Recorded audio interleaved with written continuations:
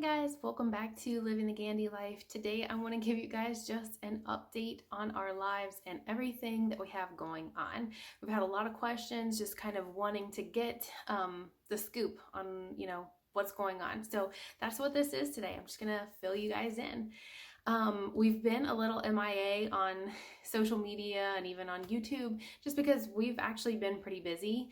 We've had a lot of things going on, and I'm just going to kind of share what those things have been. So first off, I think I've shared before that our home base, we are staying on my parents' family farm. And by farm, I mean there's no, it's not a working farm.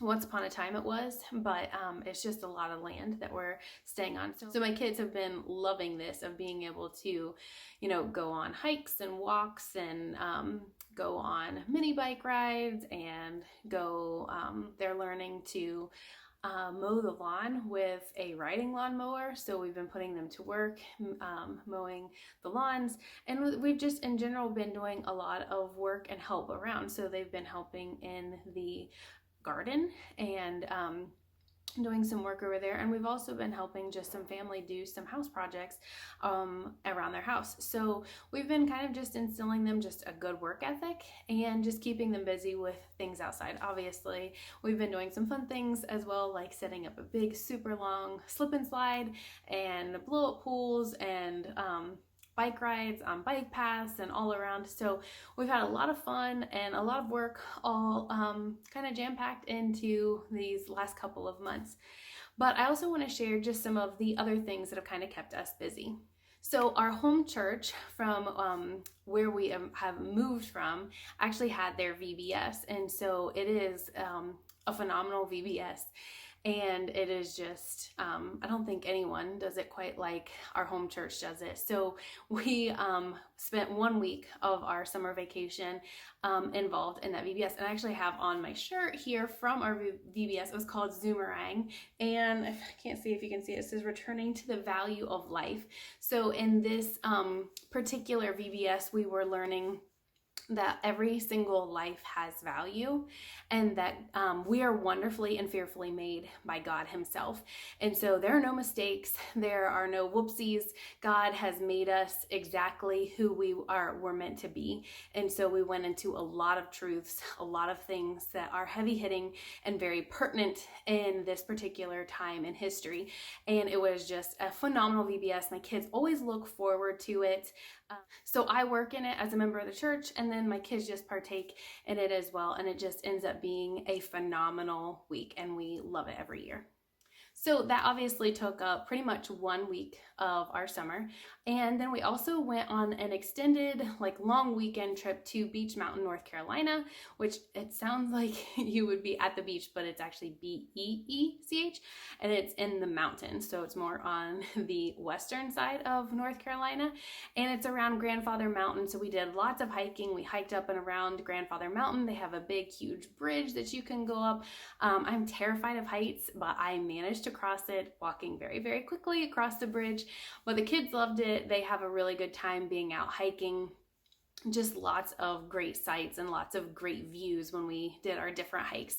So that was another almost like a week of our time as well. So that kept us busy, just being able to travel. And if you're wondering, did we do that in our camper? No, we did not, because I'm about to get there in just a second. So a lot of you have been asking, what's the update on the camper? What's the update on the camper? We made this big transition. We sold our house and most of our stuff, and we bought a fifth wheel camper and are planning to live in it. And one of the last updates I gave you, we had an issue with it, and we had sent it back to get the camper fixed. So let me give you the rundown. We got the camper back because they had fixed it. Yes, I mean fixed it. So we get our camper back the same day that we pull it back. It's a 2.5 hour drive from where we are getting it fixed. And Joel sets it up, gets to work, check it, make sure that they actually fixed it. Guess what? Tank's still holding water. So it wasn't fixed, even though they said it was. There was a giant mix-up. Joel was pretty frustrated. We were all very frustrated, actually. there was some mix up between the person who took the message of what the issue was and how the message got relayed to the person who was actually working on it, because whatever they did, they didn't fix it. So we get it back and finally get to talk to someone, and they're like, yeah, you're gonna have to bring it back in, but we suggest that maybe you camp in it for some time to see if there are any other issues. So this is all kind of unfolding while we're away in North Carolina. And so when we get back, we just make a big push to basically run over it with a fine-tooth comb. Are there any other issues? Like, if we're gonna have to take it back for them to fix it, it was this guy's suggestion, like, you know, okay, we're gonna fix that for you, but why don't you see if there's anything else so that we can avoid another trip? Because we know this, like, this is common when you get a camper. You kind of have to shake out all of the issues, and that's what we've been doing. So we went over and we were checking every component, every, you know, button and everything, making sure that it all worked. Well, we found some other issues. So we found that there was a vent in back in the toy hauler portion of the camper that like just kept spinning. It's supposed to be able to like directionally shift to where, okay, where do you want the fan to point? And it was just like spinning continuously. So that was broken and it needed a fix. Again, a lot of these things are very minor issues that need a fix. We noticed that the oven would not light. So we have a 3-burner stove on top, and then we had the oven. The 3-burner stove all works, could get all of those to light, but we could never get the pilot light and the oven to actually come on and get hot. So that was another issue. We had a blind fall off, something that we probably could have fixed, but being that we were sending it there, we thought, you know what, let's just go ahead and have them fix it because it's already going to be there. And then we also had some issues with our awnings that needed to be fixed as well. So once we compiled this, we wrote it all out, very descriptive list of everything that was the issue, so that there's no confusion from the person taking the message to the person actually doing the work. And we wrote it all out so that when we drop it off, it's like, here are the issues. And so here we are, and they still have our camper. We do not have it back yet.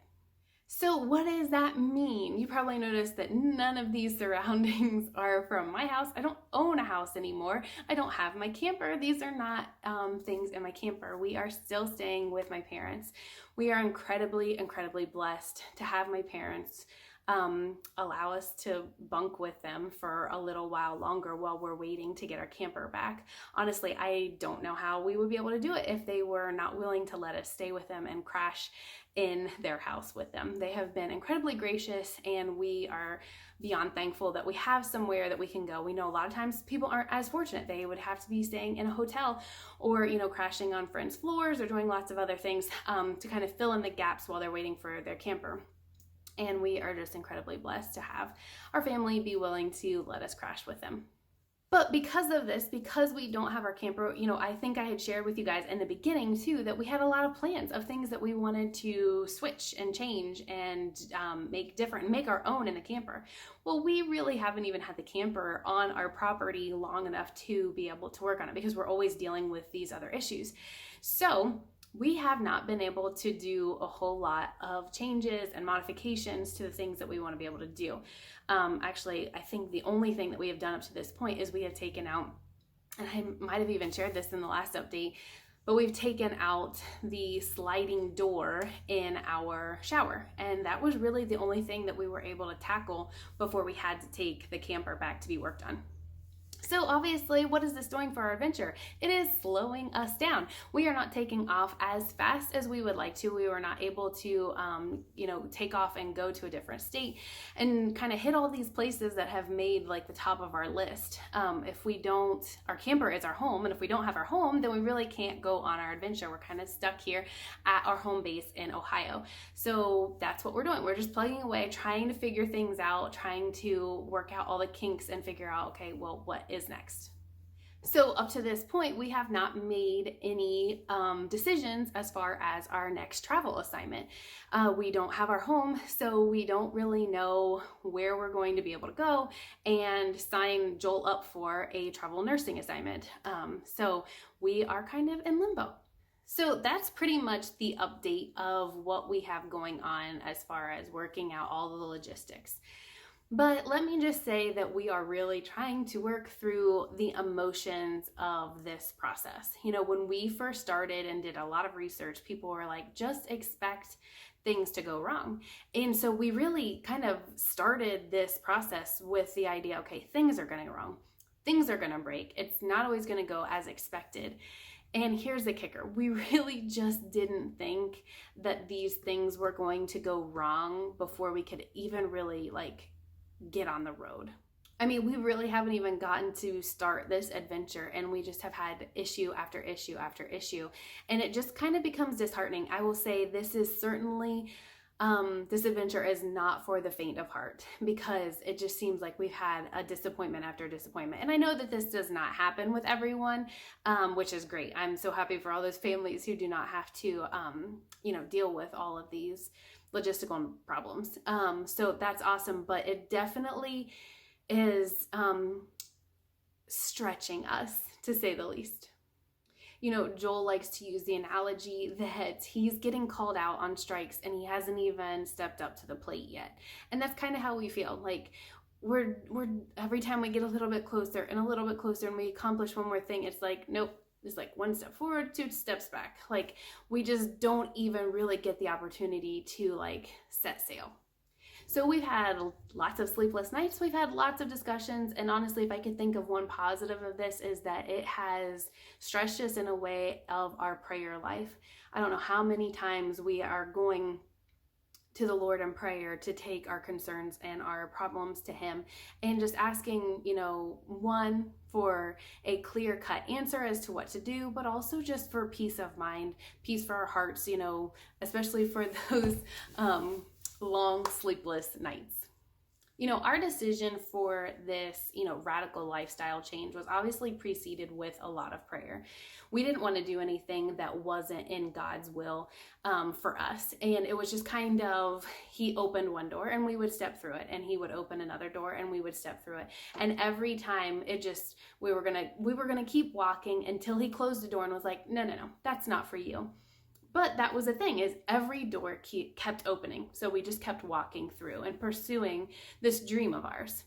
But the one thing to point out is that just because we're following God's will and we're following what He has for our lives, it doesn't mean that it's not going to be without issues or struggles or problems.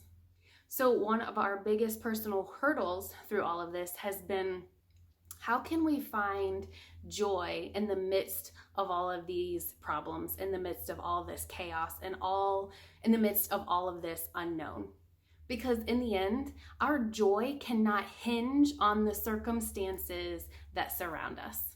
So if you'll notice, here I am choosing joy with a smile on my face, even though I don't have a home right now and I'm bunking with my parents in my 30s. It's okay. I am choosing to have joy. I'm counting my blessings. I am counting the blessing that I have my parents here who are so generous to let us stay with them, and that my kids are here in the house that I grew up in, and enjoying the benefits of this open range, kids roaming freely here and there, and being around family. So in the end, I really did want to fill you guys in on everything that's going on in our lives, but I also wanted it to be an encouragement to you, so that if you are finding yourself in a valley where it just seems like, man, I cannot catch a break. Everything is just piling on top. I can't get a win. Guess what? I'm there with you, but we can still choose to have joy in the midst of those valleys. So if you guys have any questions about everything that's going on in our lives, whether it was, our VBS or our trip or anything that's going on with the camper, as always, I'm going to be happy to answer them for you. But I hope you guys have a blessed day, and I hope that you remember to choose joy.